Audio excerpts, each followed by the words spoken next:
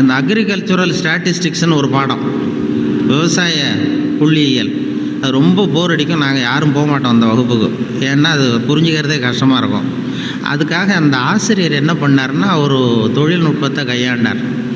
அதாவது அந்த பாடத்தை நடத்திவிட்டு கடைசியில் ஒரு ஜோக்கு சொல்கிறது. அந்த ஜோக்கு வந்து அந்த வயசில் நமக்கு என்ன பிடிக்குமோ, அதாவது இந்த வயசில் உங்களுக்கு என்ன பிடிக்குமோ அது அப்படிப்பட்ட ஜோக்காக சொல்லி எங்களை வந்து உடனே அந்த வகுப்புக்கு எல்லாரையும் வரும்படியாக பண்ணிட்டார். அப்போ அந்த விவசாய புள்ளியியல் துறை பேராசிரியர், அதனுடைய பாதிப்பு தான் எனக்கு எது சொன்னாலும் கடைசியில் எதையாவது ஒரு வேடிக்கையாக ஒன்று சொல்கிறதுங்கிறது. அந்த ஆசிரியருடைய பாதிப்பு. அவர் என்ன பண்ணுவார், ரொம்ப கடுமையான விஷயங்களை சொல்லிவிட்டு பாடம் முடிகிறப்போ ஒரு ஜோக்கு சொல்லுவார். அப்போ ஏதாவது பத்திரிகைகளில், வெளிநாட்டு பத்திரிகைகளில் படிச்சுட்டு வந்து சொல்லுவார். அவர் அப்போ 40 வருஷத்துக்கு முன்னாடி சொன்னது இப்போது இன்னமும் ஞாபகம் இருக்குது எனக்கு. அது என்ன, அவர் சொன்ன அந்த ஜோக்குகளில் ஒன்று என்னென்னா, ஒரு பெரிய குண்டான ஆள், ரொம்ப எடை அதிகம். அவன் வந்து இந்த எடையை குறைக்கிறது எப்படின்னு முயற்சி பண்ணான். முதல்ல எவ்வளவு எடை இருக்கும் அப்படின்னு சொல்லி ஒரு எடை போடுற மிஷினில் ஏறி நின்று காசை போட்டானா. டிக்கெட் வந்து விழுந்தது. அதில் எழுதியிருக்கும், என்ன எழுதியிருக்கு அப்படின்னு பார்த்தா, ஒரு சமயத்தில் ஒருவர் மட்டுமே ஏறி நிற்கவும் அப்படின்னு இருந்தான். இவன் புரிஞ்சுக்கிட்டான் என்னாச்சுன்னா, சரி நமக்கு நிலைமை சரியில்லை, இது எப்படியும் எடையை குறைக்கணும், இதுக்கு என்ன பண்ணுறதுன்னா, அந்த நேரம் அமெரிக்கா போக வேண்டிய வாய்ப்பு கிடச்சிது. அமெரிக்கா போய் அங்கே சுற்றி பார்த்துக்கிட்டு இருக்கும்போது ஒரு இடத்துல போர்டு போட்டிருந்து தான், உங்கள் எடை குறைய வேண்டுமா இங்கே வாருங்கள் அப்படின்னு விளம்பரம். உடனே இவன் ஆவலாக அங்கே போனான். அங்கே ஒரு இடத்துல அந்த மேனேஜர் மாதிரி ஒரு ரிசப்ஷனில் ஒரு பொண்ணு உட்காந்துருந்தது. ஏன்னா நான் இந்தியாவிலேருந்து வந்திருக்கேன், எனக்கு எடை குறையணும் அப்படின்னா, உனக்கு ஆர்டினரி ட்ரீட்மெண்ட் வேணுமா, ஸ்பெஷல் ட்ரீட்மெண்ட் வேணுமா? ஆர்டினரி, டீலக்ஸ்னு 2 ட்ரீட்மெண்ட்டு கொடுக்குறோம் எடையை குறைக்கிறதுக்கு, உனக்கு எது வேணும்னு கேட்டிருக்கு அந்த அம்மா. இவன் பார்த்தான், எதுக்கு அனாவசியமாக செலவு, ஆர்டினரி ட்ரீட்மெண்ட்டே போகிறோம் அப்படின்ட்டுருக்கான். அப்படின்னா இந்த பக்கம் இந்த ரூமுக்கு அப்படின்னு சொல்லி கதவை திறந்து விட்டு தான் இவன் ஆவலாக உள்ள போயிட்டான். அந்த எடையை குறைக்க வேண்டிய போனால் அங்கே மேஜை, நாற்காலி எல்லாம் செதறி கிடக்கு, அங்கேயும் இங்கேயுமா, ஒரு ஒழுங்காக இல்லை. ஒரு பெரிய ஹால், அதில் அந்த மூலையில் வந்து ஒரு பொண்ணு நின்றுட்டுருக்கு, ஒரு 16 வயசு பொண்ணு நின்றுட்டுருக்கு, அரைகுறை ஆடையோட. இவனுக்கு என்ன ஆசைன்னா, அந்த பொண்ணை போய் தொடணும்னு ஒரு ஆசை. அதனால் இப்படி சுற்றி ஓடுறான் அந்த மேஜை நாற்காலியை சுற்றி. அந்த பொண்ணு இவன் கையில் அகப்படாமல் அதுவும் தப்பிச்சு ஓடி வந்துக்கிட்டு இருக்கு. ஒரு 15 நிமிஷம் துரத்துறான், அதுவும் சுற்றிக்கிட்டே இருக்குது. 15 நிமிஷம் கழித்து இந்த மேனேஜர், அந்த பொண்ணு வந்து, ட்ரீட்மெண்ட்டே இவ்வளவு தான், ஒரு 10 நாள் இப்படி வந்து என்ன சரியாக போடும், எடை குறைஞ்சிரும் அப்படின்ட்டு. இவன் வந்தவன் என்ன பண்ணால், சரி ஆர்டினரியே இப்படி இருந்தால் ஸ்பெஷல் ட்ரீட்மெண்ட் எப்படி இருக்கும் அப்படின்னு யோசனை பண்ணான். சாடார்னு என்ன பண்ணால், நம்ம வந்துட்டோம், இதுக்காக இன்னொரு தரம் அமெரிக்காவுக்கு நம்ம வரப்போகிறதில்ல, எப்படியும் அதையும் பார்த்துட்டு போடுவோன்ட்டு மறுபடியும் அந்த மேனேஜர் அம்மாட்ட போய் நின்னான். என்ன சார் மறுபடியும் என்னென்னு கேட்டிருக்கேன், அந்த ஸ்பெஷல் ட்ரீட்மெண்ட்டையும் எடுத்துகிட்டு போடலாம்னு பார்க்குறேன் அப்படின்னா, அது வந்து நீங்கள் இது ஆர்டினரி ட்ரீட்மெண்ட்டுக்கு $10 கட்டினீங்க, ஸ்பெஷல் ட்ரீட்மெண்ட்டுக்கு $50 கட்டணுமே அப்படின்ட்டுருக்கு. அது பரவாயில்ல நான் கட்டிடுறேன்னு சொல்லி கட்டிவிட்டு அப்படின்னா இந்த ரூமுக்கு போ அப்படின்னு ரொம்ப ஆவலாக போய் கதவை திறந்தான். அதுவும் ஒரு பெரிய ஹால், இதே மாதிரி மேஜை நாற்காலிலாம் செதறி கிடக்கு. அந்த மூலையில் தேடுறான், யார் நிற்கிறான்னு பார்த்தா ஒரு 90 வயசு கிழவி. இவனை துரத்துறா.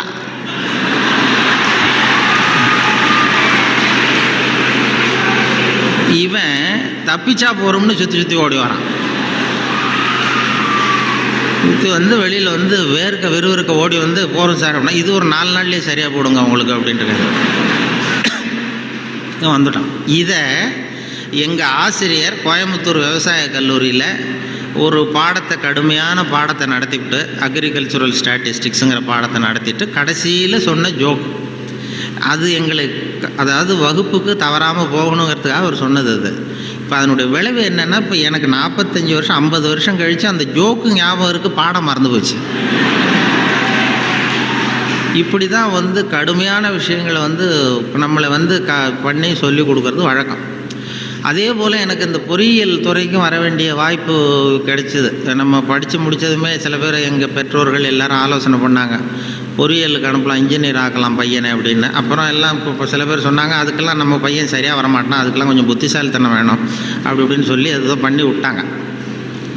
அப்போது சொல்கிறது உண்டு, ஒரு பையனுக்கு வந்து சின்ன வயசுலேயே அவனை வந்து எந்த துறையில் சேர்க்கறது அப்படிங்கிறது ஒரு முக்கியமான விஷயம்.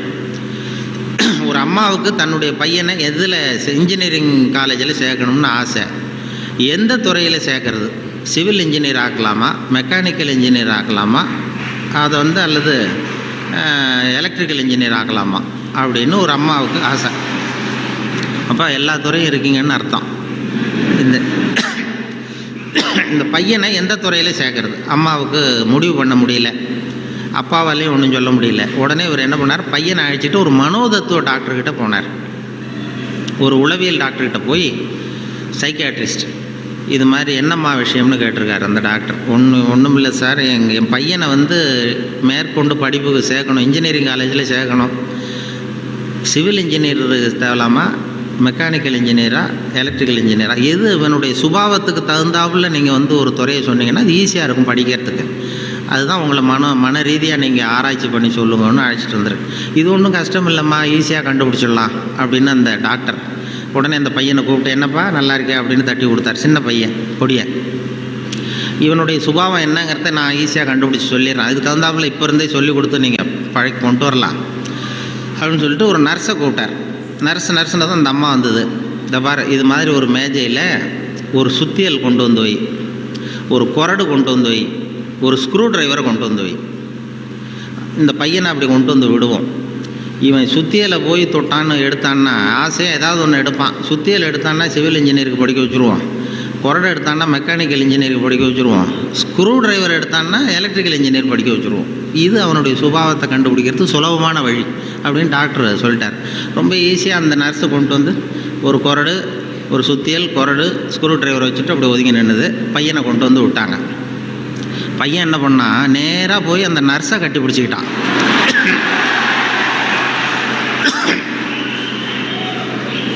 உடனே அந்த டாக்டர் சொன்னாராம், இவனை வந்து டாக்டருக்கு படிக்க வச்சுருங்க, அதுதான் அவனுக்கு அவன் சுபாவத்துக்கு பொருத்தமாக இருக்கும் அப்படின்னு சொல்லுவாங்க. அப்படி ஒருத்தருடைய சின்ன வயசுலேயே நம்ம எந்த துறைக்கு கொண்டு போகலாம் என்ன ஏதுங்கிறது இளையும் பயிர் முளையில் தெரியும்பாங்கள்ல, சின்ன வயசுலேயே தெரிஞ்சிடும். அது பெரிய பெரிய இதெல்லாம் ஒரு பெரிய எழுத்தாளர் மேல்நாட்டில் பிற்காலத்தில் வந்து பெரிய எழுத்தாளர் ஆனாராம். அவருக்கு சின்ன வயசில் படிக்கும் பொழுது ஒரு கட்டுரை எழுத சொல்லியிருக்கிறார் வாத்தியார். என்ன கட்டுரைன்னா விபத்து அப்படின்னு தலைப்பு. விபத்துன்னு சொல்லி ஒரு கட்டுரை அல்லது கதை எழுதுங்கன்னு சொல்லியிருக்கார்.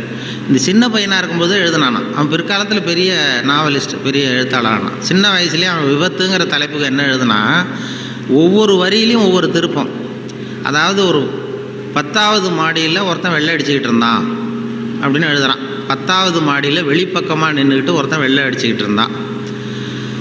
துரதிர்ஷ்டவசமாக அந்த வெள்ளை அடித்தவன் கால் தவறி கீழே விழுந்துக்கிட்டு இருக்கான். அதிர்ஷ்டவசமாக அந்த நேரம் சாலையில் ஒரு வைக்கோல் வண்டி வந்து கொண்டிருந்தது. அடுத்த வரி. அடுத்தது, துரதிர்ஷ்டவசமாக அந்த வைக்கோலின் நடுவே ஒரு கடப்பாரை சொருகியிருந்தார்கள். அதிர்ஷ்டவசமாக இவன் அந்த கடப்பாறையில் விழவில்லை. துரதிர்ஷ்டவசமாக அவன் வைக்கோலிலும் விழாமல் தரையில் விழுந்து செத்து போட்டான் அப்படின்னு. இந்த ஆள் இதை எழுதினவன் பிற்காலத்தில் பெரிய எழுத்தாளர் ஆகிட்டாரான். பெரிய இதாகி அப்படி வந்து சுபாவம் வந்து சின்ன வயசுலேயே தெரியும் யாராருக்கு என்ன அப்படின்னு சொல்லி. நமக்கெல்லாம் அது இந்த இப்போ நம்ம ஆசிரியர்களுக்கே சில சுபாவங்கள் உண்டு. அது உங்களுக்கெல்லாம் தெரிஞ்ச விஷயமா இருக்கும். ஒவ்வொரு அவங்கவுங்க துறை சம்மந்தப்பட்ட இதாக இருக்கும். அதாவது ஒரு 3 பேராசிரியர்கள் ஒரு ஊருக்கு போனாங்க. ஒரு பெரிய பல்கலைக்கழகத்தில் இது மாதிரி பேசுகிறதுக்கு 3 துறை பேராசிரியர்கள் போனாங்க. ஒரு உடற்பயிற்சி ஆசிரியர், ஒரு ஃபிசிக்ஸ் பேராசிரியர், ஒரு கணக்கு வாத்தியார், 3 பேரும் போனாங்க. கணித பேராசிரியர். இது மாதிரி ஒரு விழாவில் பேசி முடித்ததும் கொண்டு போய் கெஸ்ட் ஹவுஸில் 3 பேரையும் தங்க வச்சாங்க. நாளைக்கு மறுநாள் அவங்க ஊருக்கு போகணும். இது மாதிரி விழாவில் கலந்துக்கிட்டு முடிஞ்சதும் கணித பேராசிரியருக்கு ஒரு ரூம், அந்த ஃபிசிக்ஸ் பேராசிரியருக்கு ஒரு ரூமு, உடற்பயிற்சி ஆசிரியருக்கு ஒரு ரூம் போட்டு கொடுத்தாச்சு. இது மேல்நாட்டில் நடந்தது. அதனால் என்னென்னா அவங்களுக்கு அந்த ஆகாரம்லாம் டப்பாவிலே வச்சுருக்குறாங்க. அந்த டப்பாவில் டின்னு ஃபுட்டுங்கிறாங்கல்ல, அது மாதிரி டின்னில் அடைச்சி அவங்க ரூமில் வேண்டிய ஆகாரம்லாம் வச்சு கொடுத்து கொண்டு போய் விட்டு வந்துட்டாங்க. வந்துட்டு மறுநாள் காலையில் எழுந்திரிச்சார் இந்த ஆர்கனைசர். அப்போ தான் அவருக்கு அப்படியே பதறி போயிட்டார். ராத்திரி அந்த 3 பேராசிரியர்களுக்கும் 3 டப்பாவில் உணவு கொடுத்தோம், ஆகாரம். அதை திறக்கிறதுக்கான கருவியை கொடுக்காமல் வந்துட்டோம். திறக்கிறதுக்கு ஒரு பொருள் அது இல்லாமல் கொடுத்தோம். எப்படி அவங்க டப்பாவை திறந்தாங்களா சாப்பிட்டாங்களா என்னன்னு தெரியல அப்படின்னு இவர் பதறி போய் விடிஞ்சதும் ஓடுறார் விழுந்தடிச்சு.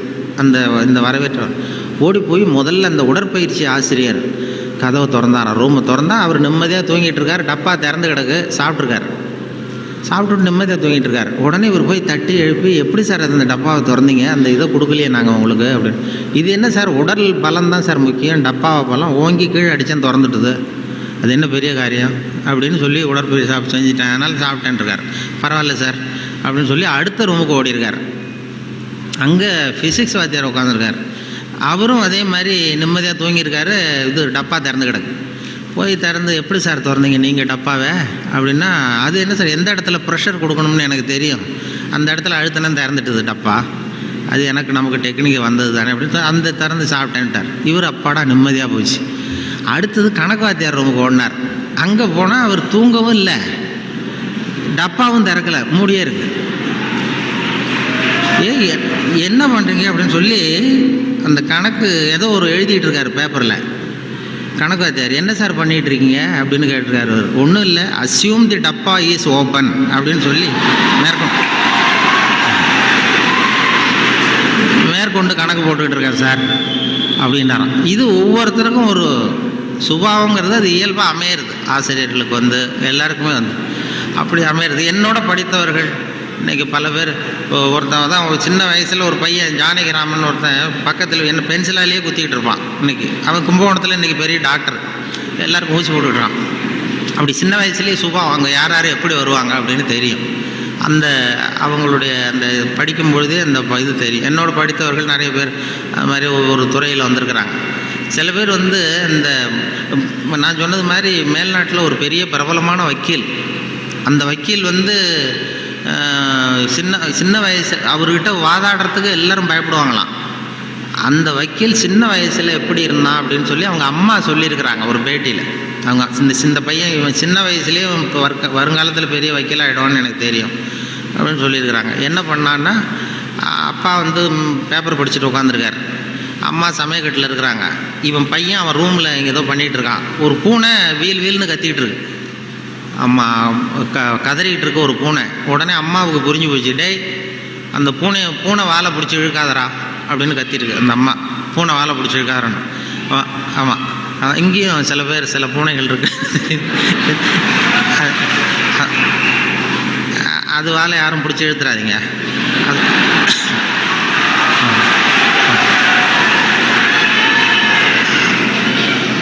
பூனை வாழை பிடிச்சிருக்காருன்னு அந்த அம்மா கத்திருக்கு. அப்பா அவன் சொன்னானா, அம்மா நான் பூனை வாழை பிடிச்சி இழுக்கலை, பூனை தான் அது வாழை பிடிச்சி இழுத்துக்கிட்டு இருக்குன்றான்.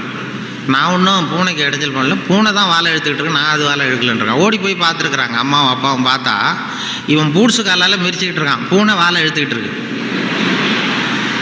அவன் பிற்காலத்தில் பெரிய வக்கீல் ஆகிட்டான். அதாவது ஒரு தான் பேரில் தப்பு இல்லைங்கிறது மாதிரி பேசினா பாருங்க.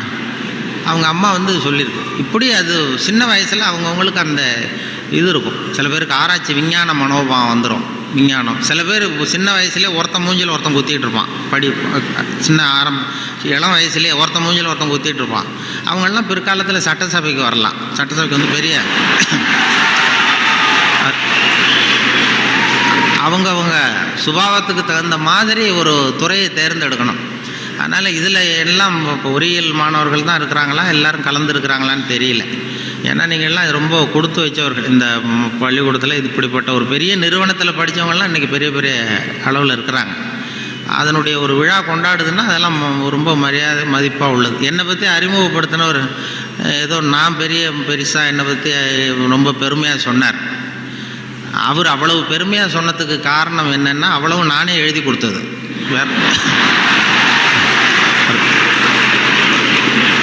அது ஏன்னா வந்ததுமே ஒரு பேப்பரை கொடுத்து, அந்த கெஸ்ட் ஹவுஸுக்கு போகும்பொழுது ஒரு 2 பேப்பரை கொடுத்து உன்னை பற்றி எழுதிட்டு வான்னு சொல்லி கொடுத்து அனுப்புனார். உடனே எழுதிட்டு கொடுத்தேன், அப்படியே படித்தார். அது இவ்வளவு தூரம் விடாமல் சொல்லுவார்னு தெரிஞ்சிருந்தால் இன்னும் கூட எழுதி கொடுத்துருக்கலாம் கொஞ்சம். அது என்ன அதில் வேற இவரை பற்றி அறிமுகப்படுத்துறதுக்கே இது அவசியம் இல்லை, எல்லாருக்கும் தெரியும், இருந்தாலும் சொல்கிறேன் அப்படின்னு சொல்லி அவர் அதை படிக்கிறது. இது ஒரு சம்பிரதாயம்தான். ஒரு கூப்பிடும்பொழுது ஒரு இதில் அதே போல் உட்காந்து பேசுகிறியா நின்றுட்டு பேசுகிறியான்னு வேறு கேட்டாங்க. அது எப்படி நீங்கள் ஏற்பாடு பண்ணியிருக்கிறீங்களோ அப்படி பேசிடுறோம் சார், இதில் என்ன அப்படின்னு. ரெண்டு இருந்தது, உட்காந்து பேசு. ஏன்னா இந்த பேச்சாளர்கள் கடவுளுக்கு தான் 3 கோலங்கள் சொல்லுவாங்க. நின்ற கோலம், அமர்ந்த கோலம், கிடந்த கோலம் அப்படின்னு இந்த ஆன்மீகத்தில் சொல்லுவாங்க. நின்ற கோலத்தில் அருள் பண்ணுறவர் யார்? திருப்பதி வெங்கடாஜலபதி அப்படி வைங்களேன். அமர்ந்த கோலம்னு பார்த்தா ஐயப்ப சாமி அமர்ந்த கோலம். இதை தவிர கிடந்த கோலத்தில் அருள் பண்ணுற சாமி இருக்குது. அது என்னென்னா ஸ்ரீரங்கம் பள்ளிகொண்ட பெருமாள். அது வந்து படுத்திருக்கும். இப்படி 3 கோலத்தில் ஆண்டவன் கோலங்கள் உண்டு. அது எதுக்கு சொல்கிறேன்னா, அதே மாதிரி நம்ம ஊரில் பேச்சாளர்களுக்கும் 3 கோலங்கள் உண்டு. அது நின்ற கோலத்தில் பேசுகிறவர்கள் அரசியல்வாதிகள், அவங்களுக்கு நின்னா தான் பேச்சு வரும், உட்காந்து பேச. அமர்ந்த கோலத்தில் பேசுகிறவங்க ஆன்மீகவாதிகள். இப்போ நடமாடும் பல்கலைக்கழகம் நாவலர் நெடுஞ்செழியன் இருந்தார் இல்லையா, இங்கே படித்தவர். அவர் வந்து ரேடியோவுக்கு பேச வந்தார். அமைச்சராக இருக்கும்பொழுது திருக்குறளுக்கு உரை எழுதினார். அப்போ நான் கூப்பிட்டு ரேடியோவில் அவர் பேட்டி எடுத்து பதிவு பண்ண வேண்டிய பொறுப்பு எனக்கு. அவரை கூப்பிட்டுட்டு வந்து அறையில் உட்கார வச்சு பேசிகிட்டு இருக்கோம். அது மாதிரி பதிவு பண்ணுறதுக்கு போகிறேன். அப்படி போய் உட்கார வச்சா வானொலி நிலையத்தில் இப்படி தான் ஏற்பாடு பண்ணி வச்சுருப்போம். உட்காந்து பேசுனா, தம்பி இங்கே வா, நான் வந்து எனக்கு உட்காந்தா பேச்சு வராது, நின்றுக்கிட்டே பேசிடுறேன், இந்த மைக்கை கொஞ்சம் தூக்கி வசதி வையினார். அப்புறம் அவர் உயரத்துக்கு மைக்கை தூக்கி வச்சு அப்புறம் பதிவு பண்ணேன். இது அவங்களுக்கு பழக்கத்தில் மேடையில் நடமாடும் பல்கலைக்கழகம் எதை வேணாலும் பேசுவார். உட்காந்தா கொஞ்சம் தயக்கம் வந்து. அது அரசியல் அப்படி. அது ஆன்மீகவாதிகள். இப்போ கிருபானந்த வாரியாரெல்லாம் கூப்பிட்றோம் வானொலி நிலையத்துக்கு, அவரை உட்கார வச்சு தான் பதிவு பண்ணுவோம். அவரை வந்து நின்றுக்கிட்டே பேசுங்க சார்னு சொல்ல முடியாது. அதனால் நின்ற கோலம் பேசுகிறவங்க அரசியல்வாதிகள், அமர்ந்த கோலத்தில் பேசுகிற பேச்சாளர்கள் ஆன்மீகவாதிகள். இதே மாதிரி கிடந்த கோலத்தில் பேசுகிறவங்களும் உண்டு நம்ம ஊரில். இந்த சாராய கடை வாசலில் பார்த்திங்கன்னா அவங்களெலாம் கிடந்த கோல பேச்சாளர்கள். நல்ல வேலையாக என்னை வந்து நீ கிடந்த கோலத்தில் பேசுன்னு சொல்லாமல் இங்கே 2 கோலத்துக்கு ஏற்பாடு பண்ணி வச்சுருக்குறாங்க. நின்ற கோலம், அமர்ந்த கோலம். இப்படி ஒரு படுக்கையை போட்டு வச்சுட்டா இங்கே வரக்கூடிய பேச்சாளர்கள் எது பிடிக்குதோ அப்படி பேசிகிட்டு இருக்கலாம். அது வசதி. ஏன்னா இது ரொம்ப விரிவான ஒரு என்னமோ 70 mm மாதிரி இருக்குதுன்னு சொன்னார், வரும்போது சொன்னாங்க. அது அதுவும் இந்த துணைவேந்தர் ரொம்ப கலை நுணுக்கத்தோடு இதை பண்ணியிருக்கிறார். இன்னும் நிறைய வேலையெல்லாம் இருக்குது இல்லை அப்படின்னு சொல்லி ரொம்ப பெருமையாக சொன்னார்கள்.